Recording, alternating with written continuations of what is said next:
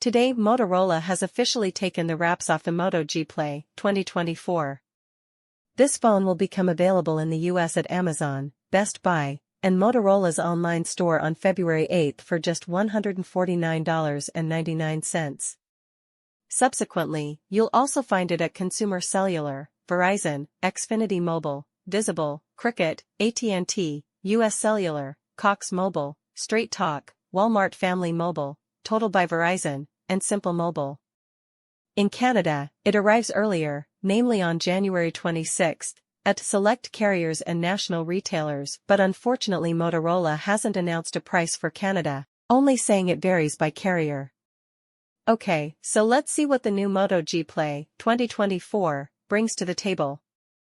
It has a 6.5-inch HD plus IPS LCD touchscreen with 720 by 1600 resolution, 90 Hz refresh rate, and Corning's Gorilla Glass 3 on top.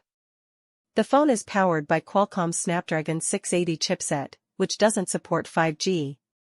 This is paired with 4 GB of RAM and 64 GB of expandable storage.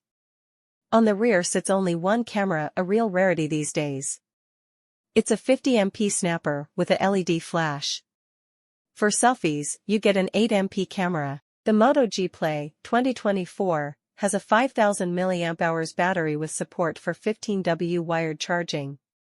To get to that level of charging you'll need Motorola's TurboPower 20W charger or higher, which is not available in the box.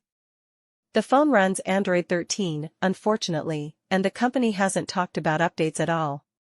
On the brighter side, it has IP52 certification, which means its dust-protected ingress of dust is not entirely prevented, but it won't enter in sufficient quantity to damage it and it can withstand vertically dripping water across 4 positions. This is equivalent to 3 mm (0.12 inch) of rainfall per minute.